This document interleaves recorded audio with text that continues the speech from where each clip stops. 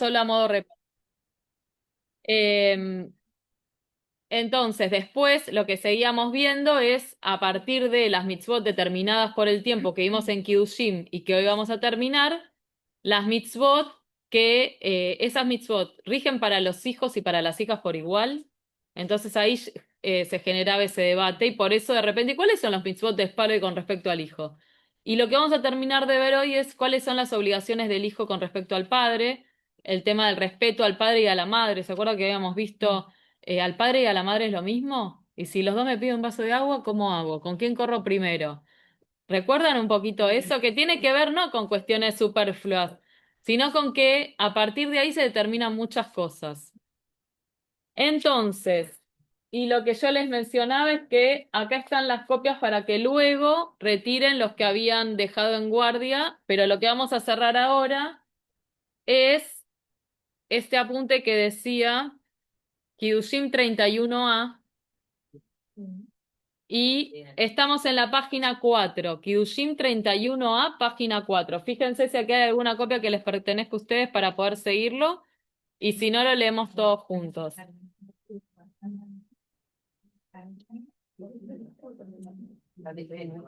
No te preocupes.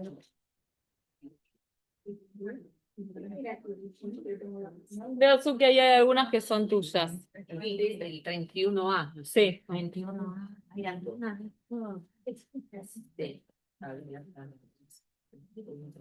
Esas son de Susana.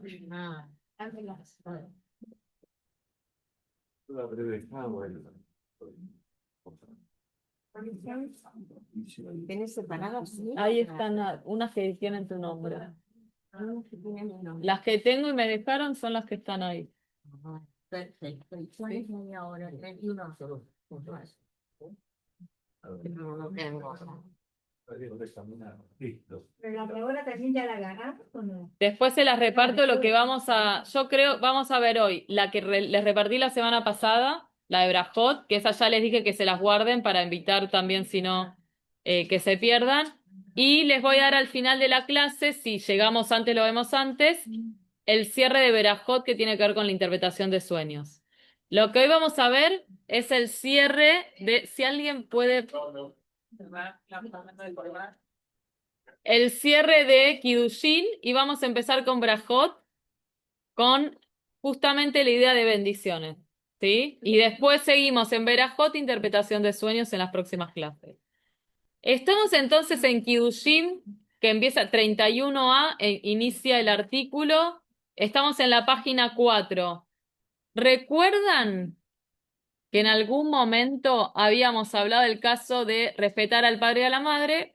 Pero a veces es difícil cuando, por ejemplo, en el caso de una madre de un gran sabio, había uno que antes de que la madre bajara a la cama se ponía en el piso para que la madre lo use de escalón y hacían cosas maravillosas. Otro que no despertó al padre, por más que bajo su almohada, la almohada del padre, había una llave que él necesitaba para hacer una transacción comercial increíble, pero gracias a no haber despertado al padre, su recompensa fue mucho mayor. Y también tenemos el caso de esa madre que era un poco insistente, que le pedía muchas cosas al hijo, le tiraba la billetera al mar, bueno, y que de repente el hijo necesitó irse a vivir a otra parte, y ya en Israel no podía salir, porque si vas a Israel no puedes volver, pero la madre venía a su encuentro, y bueno, y el final fue un poco triste, la madre no llegó a tiempo de ver a su madre, y dijo, y bueno, yo estaba en Israel, pero todas estas anécdotas, algunas risueñas, otras difíciles, son un poco ejemplo de nuestra vida. Y lo que justamente va a hablar ahora también. ¿Qué qué? No sé, hay un comentario así bajito. La fui en la billetera, pero por MP. Ah, piden billetera por MP, claro. Bueno, es lo mismo, ven que estamos siempre... Entonces, de última no pueden tirar nada al río. Esa es la conclusión. Bueno, estamos en la página 4 y dice, los sabios enseñaron, seguimos con el tema de respetar al padre y a la madre, uno honra a su padre en su vida y lo honra en su muerte. Es interesante este concepto de también durante la vida honrarlo, cuando ya no está honrarlo. Muchas veces hablamos de los lindos momentos vividos, pero en la vida a veces es difícil valorarlo de esa manera, entonces tener siempre presente y lo digo y me lo digo a mí misma, por suerte ahora en caso de mis abuelos, pero bueno, siempre pensando en que los padres se ponen mayores y poder acompañarlos y también uno mismo, yo como madre, dejar los mejores recuerdos en mi hija. No solamente pensarlo a futuro, sino tratar en el día a día de sostenerlo. ¿Cómo los honra en su vida?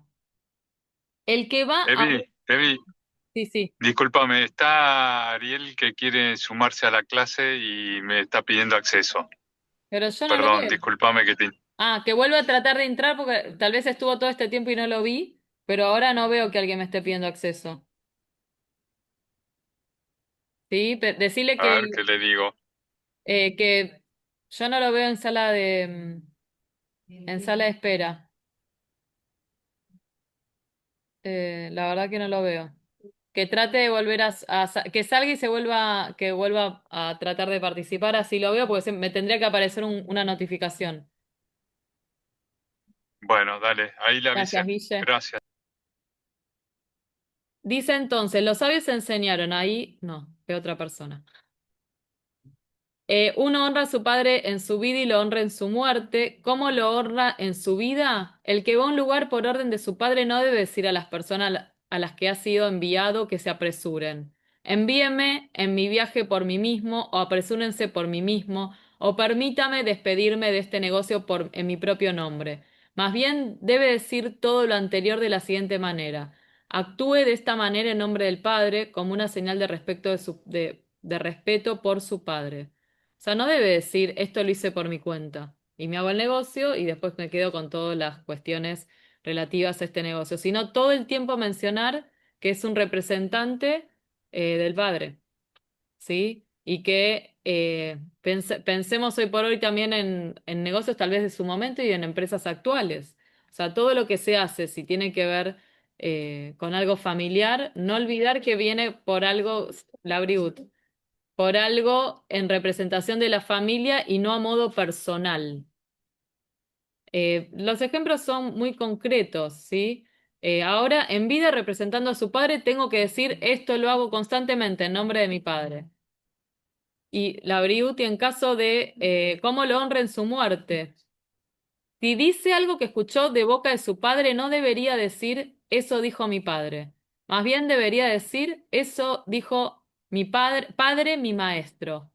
Abí, morí, o en arameo es marí en vez de morí, ¿sí? Pero lo dijo mi padre, mi maestro, y no lo dijo mi padre. Es como darle más honor. Son fórmulas que tal vez no les resuena, pero que están muy instaladas en la cotidiana de muchas de situaciones de estudio, en Abdalá, Rabotai Nevarej, decimos en ese caso que es otra cosa, compañeros rabinos, nosotros vamos a bendecir, o Maranán Nevarej, señores, vamos a bendecir. Hay ciertas fórmulas para referirse a las personas que nos rodean para que se sumen a nuestra bendición. Por ejemplo, cuando nosotros pasamos a la Torá, decimos Barjuet Adonai Meboraj, ¿sí? Pero antes algunos dicen Maranán Nevarej, Barjuet Adonai Meboraj. O sea, le dicen a la gente, vamos a bendecir a Dios. Lo que pasa es que nosotros esa parte la eliminamos y directamente decimos Barjuet Adonai Meboraj. Pero en otras instancias, cuando decimos el Kiddush, sí están esas fórmulas presentes. Y así como están esas fórmulas, están estas que refieren a, si yo recuerdo a mi padre, no tengo que decir mi papá, tengo que decir mi padre y mi maestro. Y acá hay como más precisión, ¿por qué mi padre y mi maestro? Que pueda ser una expiación por su alma en reposo. O sea, yo digo una enseñanza de mi padre y esa enseñanza que yo digo, si yo digo en nombre de mi padre, mi maestro, contribuye al yo decir algo que me enseñó mi padre a expiar su alma. O sea, si hay alguna transgresión que hizo su padre en vida, la manera de redimirlo es decir una enseñanza de él y citarlo, y así que su alma repose en paz. Son cuestiones de creencia, pero que también en algún modo en Yom Kippur nosotros procedemos de esa manera y también en el día a día pensamos cómo mejoramos. Nosotros decimos Tikkun Olam y Tikkun Atzmi, reparación personal. ¿Cómo lo hacemos? Y bueno, sabiendo que hicimos algunas cuestiones que estuvieron mal, pero multiplicando buenas acciones. Eso redime también de nuestras malas acciones. Si no nos quedamos, listo, me confundí, se acabó. No puedo hacer nada con eso, soy un transgresor constante. ¿Qué hacemos de la tradición judía? Hacemos una acción reparadora. Y esto lo hacemos, o sea, si yo digo, mi papá, mi maestro me enseñó que eso que estoy diciendo en su nombre contribuye a la expiación de su alma.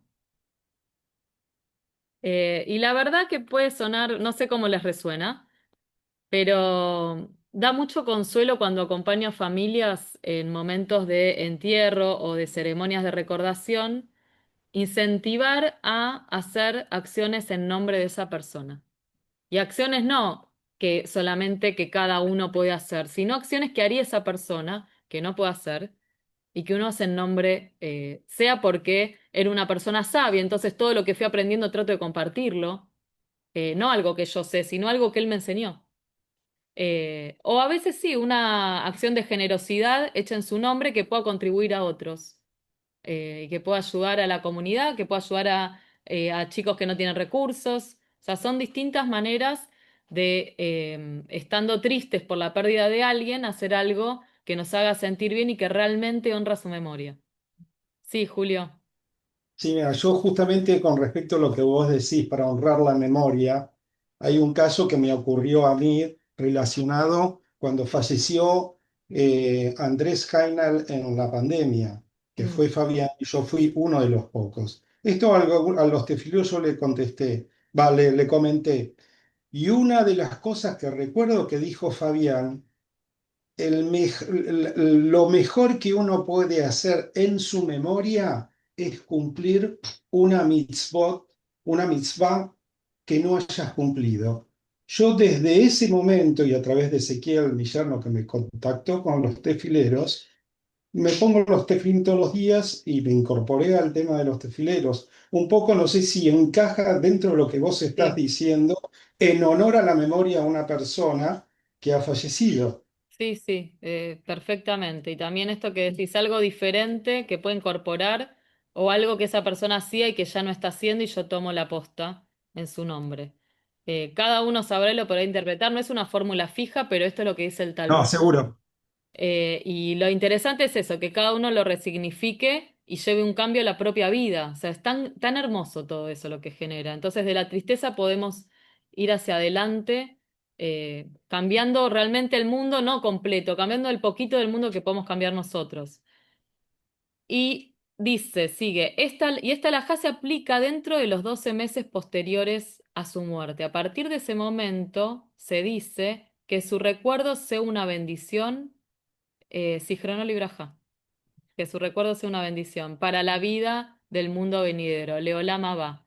Como que acá se marca que hay un periodo en que realizamos, que decimos esta mención, y después otro periodo que ya marcando que ya terminó el periodo estricto de duelo, Zichrono Libraja.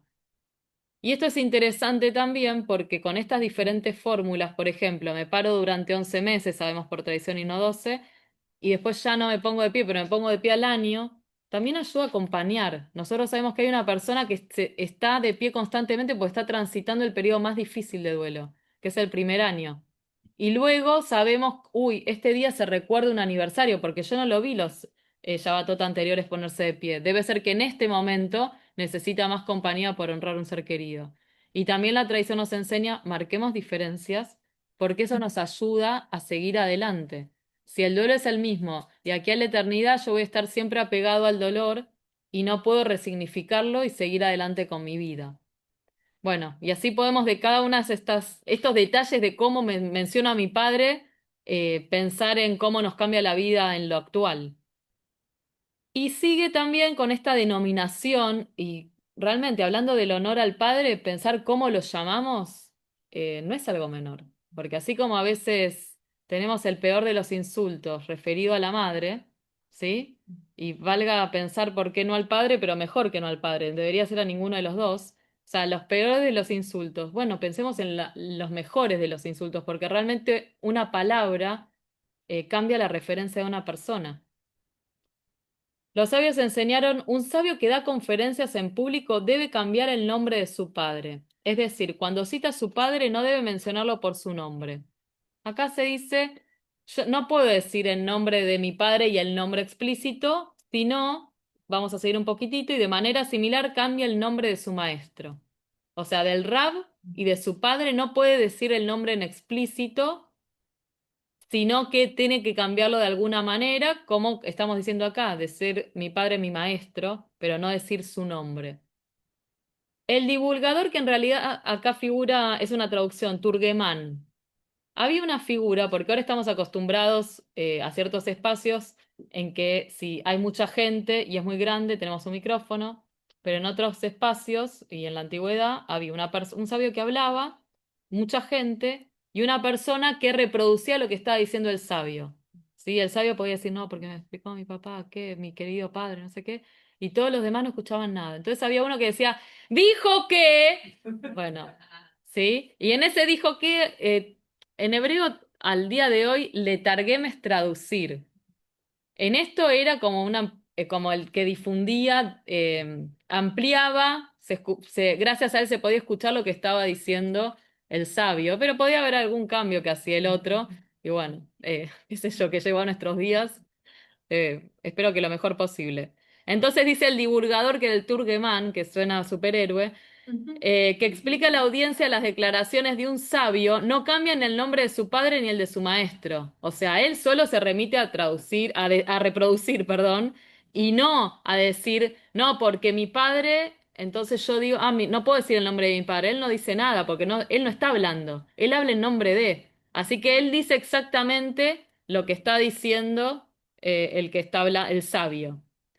¿A quién se refiere este padre si decimos que se refiere al padre del Turguemán, del difusor, a quien el sabio mencionó en su conferencia? ¿Quiere decir que él no está obligado a observar la mitzvah de honrar al padre de uno? Bueno, acá hay algo como muy especial, que si de repente el sabio se refiere al padre de la persona que está hablando, ¿cómo hace él? No importa. Pero no es el punto que estamos viendo. Vamos a ir un poco adelante porque el punto que vemos acá es cómo nosotros nos referimos con respeto a nuestros padres, más allá de que es el padre del sabio o el padre del que lo amplifica. Vamos a seguir un poquito más adelante. Los sabios enseñaron qué es el miedo y qué es el honor. Kabed, Tabija, Betimeja, y vimos que Kabed, Kabod, e Irá también, que es un temor reverencial. ¿A qué se refiere? El miedo al padre de uno incluye lo siguiente. Uno no puede estar en el lugar fijo de su padre. ¿Qué quiere decir lugar fijo? Ni sentarse en su lugar. O sea, vieron que cuando uno va al templo es un poco lo mismo. Cuando uno va al templo, por ejemplo, como que hay algo implícito, y acá también, gente. Y en Talmud Torah también, no digo que en Mesonot porque tenemos diferentes momentos, pero como que se establece una cierta dinámica y no pasa nada. Uno no puede decir, te estás sentando en mi lugar, pero es algo como implícito que dale, pero sabes, tenés todo el templo. O sea, no te pongas acá, porque yo ya estoy acostumbrado a mirar desde este lado, porque siento una pertenencia, o sea, imagínense el hijo sentándose en el lugar del padre. A mí me pasa a veces que mi papá en la mesa en su momento tenía como adelante. Y a veces no estaba todo el día. Y llegaba y yo, bueno, me tengo que correr, pero estoy tipo, y bueno, y es algo como que, nada, Bien. sí. ¿Qué? ¿Hay cubiertos que eran de ellos? Sí. Bueno, yo con las tazas, sí, te puedo cortar una mano si agarras mi taza. Pero bueno, eso no dice en el Talmud, ¿eh? Pero hay ciertas tazas que también. Sí. Gracias, gracias, André, me siento menos egoísta. No sé, acá dice algo así, yo puedo directamente de acá me digo no me toques la taza, ¿sí? Es la mía. Y si usas el termo no le pongas edulcorante adentro, ¿no? Porque eso es básicamente una transgresión tremenda. Y algo súper importante, y no puede contradecir sus declaraciones expresando una opinión contraria a la de su padre. O sea, el padre está hablando. Ay, qué difícil esto, ¿no? Porque no pasa nunca que uno de repente opina totalmente lo contrario a lo que dice su papá. Sí, bueno, claramente es algo que de grande uno va incorporando, de adolescente es un poquito difícil, y no puede tomar partido cuando su padre discute con otra persona. O sea, no digas, él tiene razón, papi. Por favor. A ver, ¿por qué no puede hacerlo? Porque podemos hacerlo. Podemos pensar, claro, Pues lo estás desautorizando sí, a tu estamos. maestro. No, debe cuestionarlo. Tu papá. Tal vez tratar de hacerlo con respecto en otro contexto, pero No de la sí, sí, tal cual. Como que al menos tratar de ir hacia una situación de respeto. Después yo creo que obviamente podemos tener un intercambio, pero es una cuestión como muy dura posicionarse cuando el padre está en una postura con otra persona y como dejarlo de lado. Me parece como muy fuerte. Al menos yo con el tiempo lo fui entendiendo así, después de haber discutido bastante, pero uno se da cuenta que no es el punto, que uno puede tener la razón o no tener la razón, pero el respeto prima y qué opinamos cada uno, en todo caso es lo de menos. Eh, pero bueno, es para discutir, al menos esto es lo que dice el Talmud. ¿Y qué se... Debbie, Sí, pero por lo que dice ahí es que no lo puede contradecir cuando está con una discusión, pero cuando no está con una discusión, quizás puede retomar el tema, quizás privadamente con el padre y poder discutirlo o no. a mí me gustaría decir que sí, y hay partes en que también dice cómo podés decirle a tu papá, pero ¿no te parece que, como en realidad de alguna manera, no contradecirlo, pero darle a entender que la cosa va por otro lado? Pero acá dice, no puede contradecir sus declaraciones expresando una opinión contraria a la de su padre. No está diciendo eh, en privado sí. O sea, acá no dice ni que están en privado ni que está en público. Y después dice no puede tomar partido cuando su padre discute con otra persona. Entonces te da a entender que lo otro puede pasar también en privado. No lo Ujú. cierra, pero... y yo creo que sí, que a esta altura de la vida uno puede tener diferencias, expresarlas con su padre, pero hay que saber yo creo que remite más a de qué manera. ¿Y qué se considera honor? Dice. Le da de comer y beber a su padre, lo viste y lo cubre. Lo lleva adentro y lo saca para todas las necesidades de su casa. O sea, es cuidarlo. Y sigue un poquitito más adelante con un tema que puede resultarnos álgido, pero es tan humano y tan actual. O sea, cuidarlo implica muchas cosas. Una es tiempo y otra qué es dinero. O sea, que el tiempo a veces es el que yo tengo que dejar para disponer del cuidado y lo otro tiene que ver con, además de que dejo ese tiempo que yo necesito para mis actividades para poder tener ingresos, además aportar. Y no lo digo, a mí me parece que es lo que hay que hacer, pero lo pongo en las palabras que son, porque es real. Y porque todos sabemos que es real y porque todos conocemos la situación. ¿De qué dinero se debe dar de comer y beber a su padre? Miren qué cosas trata el Talmud. Yo no sé si está bien o mal, pero fíjense este nivel de detalle. Y díganme si esto no es algo menor. Bueno, me van a decir, no, es algo menor, me lo dicen, pero bueno, creo que les estoy tirando la pauta para que veamos que es interesante al menos, claro. Díganme que es, porque no me pueden contradecir, yo vengo a ser la maestra, o sea, todo esto aplica. Todo lo que pensamos que no es menor, a la larga se transforma en cosa importante. Pues si es reiterativo y va, digamos, perdiendo la capacidad de respeto por esa reiteración, se transforma en cosa importante. Sí, creo que lo importante justamente es eso, pequeñas cosas menores que se van sumando y no siempre un evento gigante que tal vez pasa. Para todo esto que estamos viendo es atemporal, porque vos no estás hablando si el padre está en vida, si está presente, si está ausente, si está en otro lado. Acá se refiere en vida. O sea, claro, cuando dice ya necesidades más físicas y, Eso sí, sí. y aparte pensemos en el Talmud, las generaciones era como una generación intermedia, un padre y un hijo. No había, por suerte hoy por hoy tenemos mucho más amplio e incluso puede ser abuelo, padre e hijo, pero con muchísima más expectativa de vida. Acá era algo muy limitado en el tiempo también. Y dice entonces, ¿de qué dinero se debe dar de comer y beber a su padre? Rab Yehuda dice del dinero del hijo, Rab Natan bar Oshaya dijo del dinero del padre. Obviamente siempre uno dice una cosa y otro dice otra, ¿no? Los sabios le dieron la siguiente decisión a Rab Irmeyá y algunos dicen que le dieron la siguiente decisión al hijo de Rab Irmeyá. Vieron que incluso te dan ese nivel de detalle. Le dijeron a este, no, en realidad algunos dicen que se lo dijeron al hijo de ese. Ah, qué bueno la aclaración.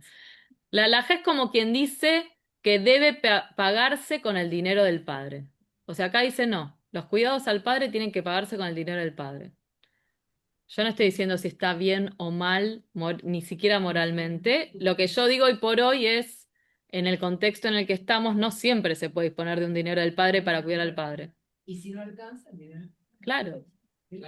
Pero bueno, esto es lo que se decía en ese momento, en el contexto de ese momento social y económico. Acá puede haber diferentes tipos de contexto y hay gente que realmente tiene que cuidar al padre en todos los sentidos. La Guemará plantea una objeción de la siguiente braita y se dice, honra a tu padre y a tu madre, ¿no? Ya sabemos en Shemot 20:11. Y se dice también, honra al Señor con tus riquezas. Con tus riquezas, en Mishlei 3:2, en el libro de Proverbios, que en realidad está en el Tanaj, con lo cual Torah matat ketuvim, o sea, gana la Torah. Pero, ¿vieron el juego de cartas? Voy a inventar un juego de cartas que sea, bueno, no importa, digresión. Vamos para este lado. Que enseña la siguiente analogía verbal. Así como se honra a Dios con su riqueza, es decir, a través de la pérdida monetaria, también aquí se debe honrar a su padre mediante la pérdida monetaria. ¿Sí? Entonces, ¿qué es lo que se hace? Que no vale hacerlo ahora, no es que yo puedo tan fácilmente como hacían en el Talmud decir, paren, yo tengo dos frases y la solución. Si en la Torah dice honra a tu padre y a tu madre, y si en Mishlei, que está en Ketuvim, en la tercera parte del Tanaj, dice honra a Dios con tus riquezas, y padre, madre y Dios, sabemos que equivalen, entonces honra a tu padre y a tu madre con tu riqueza. Y así es como a veces llegaban a una conclusión lógica de alguna manera y se establecía la halajá. ¿Se refiere al primogénito o No, a todos. los hermanos tienen la Vale. No, pero en general eso pasa, no te preocupes. Todos se ponen de acuerdo. Primogénito para la herencia, para poner todos ponen como la película. Claro, tal cual.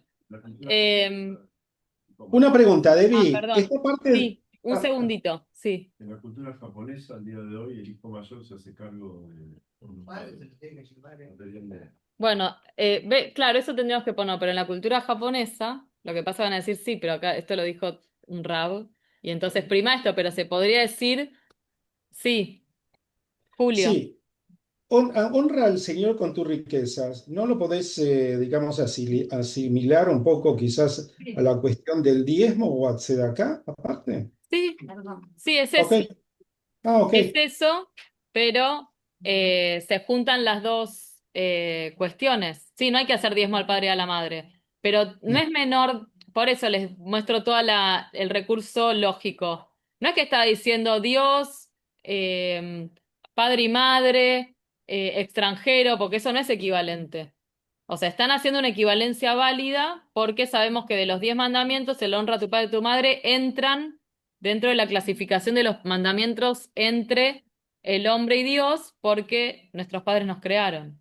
Entonces, si bien no le tenemos que dar un diezmo a los padres, porque ya eso sería un montón, sí a través de esta lógica en el Talmud se establece que así como a Dios le damos de nuestras riquezas, también a nuestros padres. O sea que tenemos que tener una pérdida monetaria. Y si dices que uno lo honra con el dinero del padre, y si fuera la otra cosa, si lo hacemos con el dinero del padre, ¿qué le importa al hijo decir? ¿Qué pérdida monetaria sufre? O sea, porque tal vez el hijo lo hace con el dinero del padre y no está cumpliendo esto que tiene que hacerlo con su dinero. Pero en realidad, claro, tal cual, por lucro cesante sería. La Guemará responde, para él es una diferencia con respecto al descuido de su trabajo. Aunque no está obligado a gastar su propio dinero, el hijo debe dejar de lado su trabajo para honrar al padre, lo que le ocasionará algunas pérdidas económicas. Y yo agregaría, porque el tema sigue, pero hermosos momentos en la vida que se comparten cuando, en lugar de ser el hijo cuidado por el padre, uno es el hijo que cuida al padre. Y eso es el ciclo de la vida.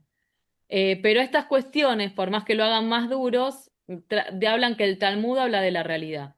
Porque a partir de ahí, si bien discusiones mediantes, anécdotas y otras cuestiones, se decide la halajá que hacemos al día de hoy. Vamos ahora a empezar un poquito y al final lo David, comparto para la clase que viene. Sí, Guille. sí, eh, digamos, las obligaciones de los nietos hacia los abuelos, en caso de no existir el padre, digamos, el padre o el hijo, digamos, la generación intermedia, ¿son iguales? A ver, si uno podría decir, si bien incluso legalmente no sé si son iguales, uno podría decir, si uno honra a su padre y su padre no está, tiene que poder cumplir lo que su padre no puede hacer. Entonces, y eso continúa, y como dice en el Talmud, que leímos al principio, tanto en vida como cuando ya no está en vida. Por eso se aclara, honra a tu padre y a tu madre en su vida y en su muerte. Así que no, si uno dice, no, perdón, yo te quiero mucho, pero eso no me corresponde, ok, querías honrar a tu padre, pero la mitzvah de cabeza hija de Timeja la tenés que cumplir, y eso lo tenés que hacer en nombre de tu padre. Eso es lo que yo diría, y eso espero que digan los sabios para que nadie quede desprotegido. Bueno, vamos entonces a leer ahora, que lo vamos a llegar a leer, en Brajot 54a, el título que yo puse es Brajot para diferentes ocasiones. 25. No, pero ese es el que repartí la semana pasada. Puede ser que algunos Pero me se hayan parece, quedado. ¿El número? pero me parece que no lo pasaron por... Sí, lo pasó André. André me lo pasó parece que en el no. chat 24. la semana pasada. 24. Pero, Mirá que me parece, en Baby Trash, yo tengo todo lo que me pasaron, pero... Pero lo repartimos. Ese lo Ah, repartimos. No lo, es verdad, tal vez no lo compartimos, pero sí lo repartimos acá. No, pero lo porque pasó no está André. compartido. El último es el de Baby Trash. Bueno, ahora voy a compartir el de Brajot. Y hay algunos Ok, que tienen que quedar ahí, otros que repartimos todos, que eran unos 20. ok, perfecto. Si lo podés mandar, así lo tenemos. Ahora lo mando. Gracias. Ese sí lo repartimos ya todo la vez pasada, quedó uno que tenía de copia. 55. Sí, ese es otro. No está bravo. 59.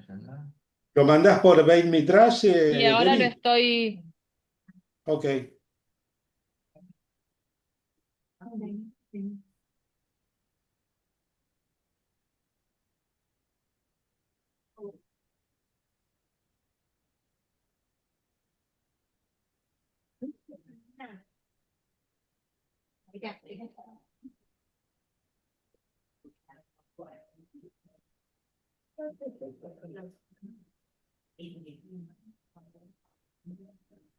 Dámalo. Dámalo.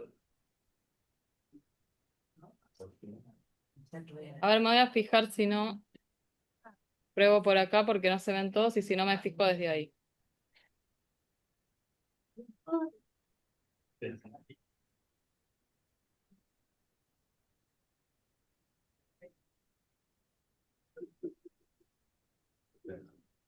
No sé cuál es.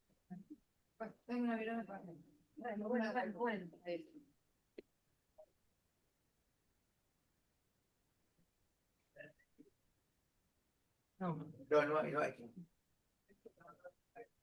Ahí te lo comparto, André, para que lo tengan todos, puede ser. Es lo más directo. Ya lo paso.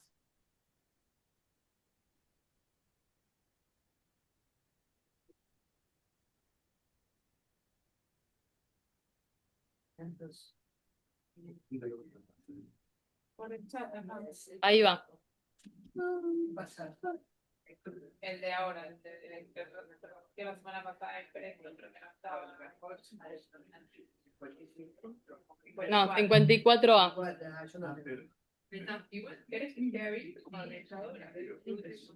Que no estoy. Ya lo recibí. Dale. Bueno, vamos entonces a un capítulo del Tratado de Berajot, que ¿cómo se llama? A ver si alguien puede leerlo, aunque es raro porque no respeta tanto el castellano. ¿Cómo se llama el capítulo? Arroé, claro, pero no puedo ponerlo doble R porque me resulta un montón, pero es arroé. ¿Qué significa arroé? El que ve. ¿Por qué se llama el que ve? Porque empieza diciendo el que ve. O sea, no es que se matan con los títulos, siempre lo mismo. ¿Por qué Bereshit se llama Bereshit, la creación, bla, bla, bla? Porque empieza con Bereshit. Bueno, acá el capítulo se llama Roé porque empieza con, en el castellano dice alguien que ve, pero en realidad es Arroé, el que ve. Sí, yo lo diría como el que ve, más que alguien que ve. Entonces, primero vamos a ver en Berajot bendiciones para alguien que ve diferentes cosas. ¿Sí? Por ejemplo, ¿qué se les ocurre? Bueno, el arco iris, por ejemplo. O sea, acá no, justo no, creo que no figura. Pero hay diferentes bendiciones de si ves algo, ¿qué tenés que decir? ¿Qué bendición que tenés que decir? Y no es algo menor porque después nosotros lo implementamos y vamos a ver que es así. Y también la gente quería saber qué pasa si yo presencio tal cosa. Por supuesto que yo creo, esto lo digo a modo personal, que cuando presencian un suceso sobrenatural, bueno, uno se asusta, entonces quiere decir algo para que eso sea para bien y no para mal. Todo eso siempre la religión lo enmarca en, ojo, no caigas en supersticiones, este es el procedimiento como para que vos todo lo que hagas sea para buscar consuelo, para agradecer, pero no en relación a algo que es palabras mágicas. Ni para protegerte de decir palabras mágicas, ni para esperar que los deseos se cumplan. Y esto es muy claro acá. Alguien que ve un lugar donde ocurrieron milagros en nombre de Israel. Miren este caso puntual. Bueno, si yo veo un milagro, ¿qué digo? Baruch atah Adonai, She'asa Nisim, quien realizó milagros por nuestros antepasados en este lugar. Punto. She'asa Raboteinu, Basman Ken, pero en realidad que es Bamakom. Claro, sí. El que hizo milagros acá, como que reconocer lo que sucedió y punto. Y atribuirlo a Dios. Quien vio un lugar del que fue radicada la idolatría también hay. Qué sé yo, hay para todo, nos puede parecer ahora anacrónico, ¿no? Pero figuraba. Bendito eres tú, Adonai, Baruch atah Adonai, quien erradicó la idolatría de nuestra tierra. Bueno, había también para eso, si nosotros reconocemos a un suceso sobrenatural o inesperado y lo atribuimos a Dios, también está la contracara, simplemente por eso. El que ve sucesos naturales notorios recita una bendición. O sea, si vemos algo que nos llama la atención sobrenatural, tenemos bendiciones para eso. Para truenos, vientos huracanados y relámpagos, que son manifestaciones del poder del Creador, uno recita, bendito, bla, bla, bla, cuya fuerza y poder llenan el mundo. Para montañas, colinas, mares, ríos y desiertos extraordinarios, o sea, fíjense para cada detalle, se recita, bendito eres, etcétera, autor de la creación, o sea, Bereshit. De acuerdo con su opinión de que se debe instituir una bendición separada para cada especie individual, o sea, porque podríamos decir a Dios por todo lo mismo. ¿Por qué no decimos una braja por todo? O sea, podríamos decir una braja para comer y otra para tomar y se acabó. Y en Pesaj que estamos diciendo una braja tras otra. ¿Por qué no decimos una sola? Porque no es todo igual. Pero podemos decir una ¿Y qué dijiste, Saúl? Recordar o tener presente distintos momentos, distintos niveles. Sí, y también creo que si uno agradece por cada cosa es más consciente de todo lo que hay. De todo lo positivo que tenemos. Wow, tengo esta comida en la mesa de pesas. Miren todo lo que tenemos y vamos agradeciendo por cada cosa. Y uno ve la abundancia, ¿sí? Entonces es interesante también poder darse cuenta, como ustedes dicen, del nivel de detalle. Y agradecer por cada cosa, no desmerecer tampoco que comemos un perejil amargo. Bueno, entonces dice, de acuerdo con su opinión de que se debe instituir una bendición separada para cada especie individual, el rabino Yehuda dice, quien ve el gran mar, porque veníamos hablando de otros sucesos, pero si uno ve un gran mar, recite una bendición especial, bendito, etcétera, quien hizo el gran mar. El Yam Hagadol, que probablemente sea el Mediterráneo, ¿sí? Para ese entonces, que así se dice en hebreo. Como ocurre con todas las bendiciones de este tipo, uno solo la recita cuando ve el mar de forma intermitente, no de forma regular. O sea, estoy en Mar del Plata, pero cuando llegamos a un lugar nosotros desde acá, a un lugar de mar, y lo vemos por primera vez, que realmente a mí me da ganas de decir, bendecir a Dios y a todo, bueno, en ese caso. Para la lluvia y otras buenas nuevas, para la lluvia y otras buenas nuevas, que alguno dice, bueno, la lluvia no sé si es bueno, pero tenemos que dimensionar todo lo que genera, si no es en gran cantidad. Se recita la bendición especial, bendito quien es bueno y quien hace el bien. Atov ve'ameitiv es la braja. Incluso para las malas noticias se recita una bendición especial, Baruch atah Adonai Dayan Haemet, el verdadero juez. ¿En qué momento? Cuando escuchamos y la manera correcta que tenemos de responder cuando nos enteramos de un fallecimiento, es decir, Baruch Dayan Haemet, la fórmula Dayan Haemet. Esa es la manera en que nosotros podemos dar el pésame. Sí. ¿Y qué les... Sí. Bueno, ahora entienden por qué. Porque en el Talmud se establece el halajá, porque en la Torá no dice. Por eso es tan importante conocer el Talmud, porque uno repite, por supuesto, porque no tiene que saber el origen de todo, pero acá vemos dónde figura que tenemos que decir Baruch Dayan Haemet. Y después sí, se compilaron libros que dice la ley judía es, cuando alguien fallece tenés que decirle tal cosa, pero todo esto surge de acá.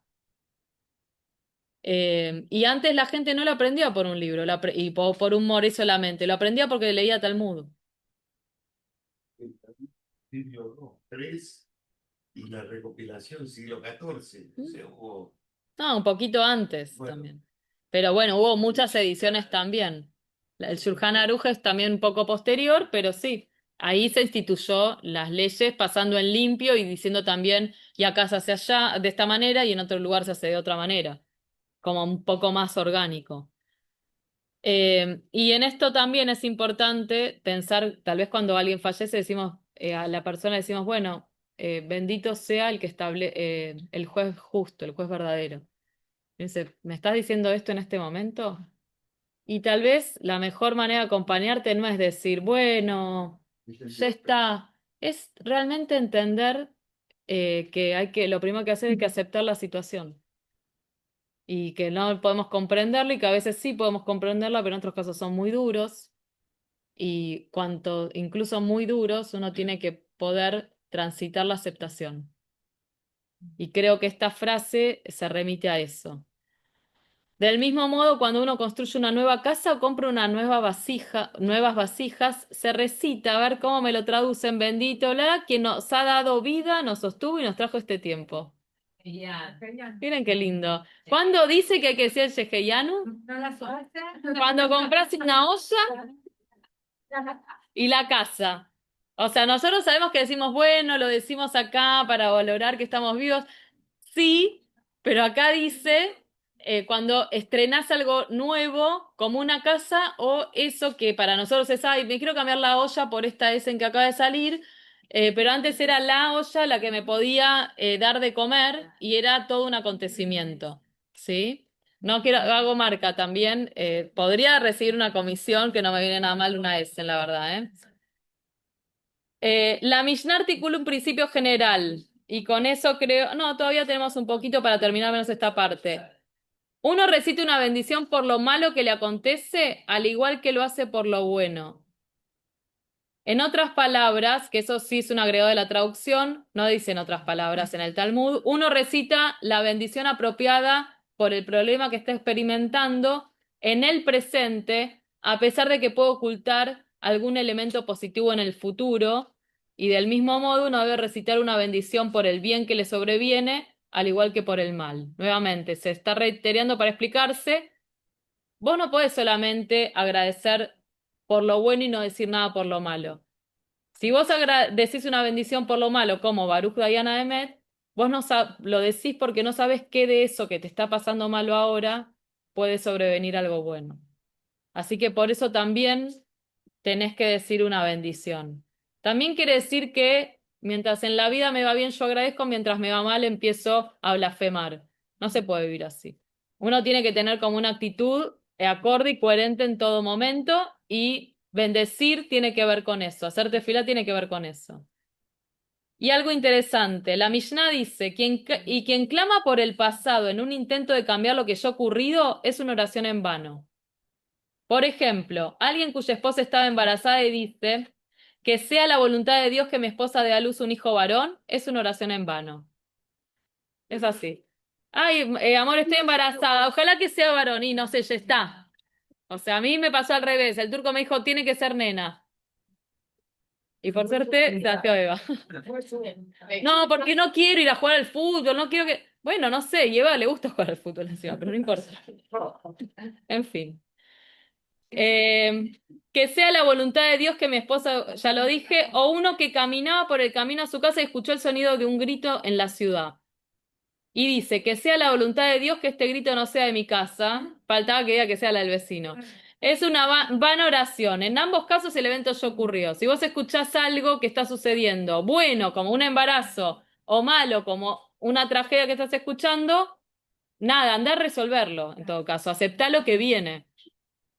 Los sabios también dijeron, quien entre en una gran ciudad, la Gemara explica a continuación que esto es en un caso en el que el entrar a una ciudad es peligroso, esto se aclara, o sea, quien entre en una gran ciudad no en todo, o sea, ¿por qué lo dice? Porque a veces entras a un lugar desconocido, lleno de gente, para nosotros es algo común, aunque a veces nos impacta llegar a un lugar, no saber el idioma y demás, bueno, antes era mucho más difícil. Entonces tiene que decir dos oraciones, una a su entrada para que pueda entrar en paz y otra a su salida para que se vaya en paz. Ben Asai dice, recita 4 oraciones, 2 a su entrada y 2 a su salida. Además de rezar para que pueda entrar y salir en paz, da gracias por el pasado y clama en oración por el futuro. Bueno, son fórmulas pero que son lindas. Tfilat Haderech. ¿Sí? Cuando decimos Tfilat Haderech decimos al emprender el camino y al volver del camino. No es que, bueno, ya está, no, hacelo hasta y cerrás el círculo. Y lo último, la Mishnah articula un principio general. Uno está obligado a recitar una maldición por el mal que le acontece, así como recita una bendición. Gracias. Qué fuerte, ¿no? Una bendición por el mal que le acontece, nunca maldición. Wow. Así como recita una bendición por el bien que le acontece, como se dice. Debbie no lo tiene tan incorporado, evidentemente. Y acá otra explicación para lo mismo. ¿Por qué tenemos que hacer eso? Porque si amarás al Señor tu Dios con todas tus fuerzas, corazón, con toda tu alma y con todas tus fuerzas nuevamente. Si Beata etabanai lo deja, bejol le baujá, lo traduce con todas tus fuerzas y corazón, como que lo dice doble, no sé por qué, pero figura así. Con toda tu alma y con todas tus fuerzas nuevamente. Me odeja. La Mishnah explica este versículo de la siguiente manera. Con todo tu corazón significa con tus dos inclinaciones, con tu inclinación al bien y con tu inclinación al mal, las cuales deben ser subyugadas al amor de Dios. Con toda tu alma significa incluso si Dios toma tu alma. Y con todas tus fuerzas significa con todo tu dinero, como en la Biblia se hace referencia al dinero como podría. Alternativamente se puede explicar que con todas tus fuerzas significa con cada medida que Él te dé, ya sea bueno o problemático, le tenés que agradecer. Bueno, así nos introducimos a Brajot, pero ahora sí, la semana que viene les voy a repartir, vamos a iniciar, ¿eh? ¿Quieren tenerlo? Lo pueden tener. Bueno, lo guardo acá. La semana que viene, la interpretación de los sueños que está dentro de Berajot. ¿Sí? Que sigue como unas hojas después, una página después de esto que estamos leyendo. Nos vemos la próxima, gente. Chau, chau. Muy bien, la braja de cierre.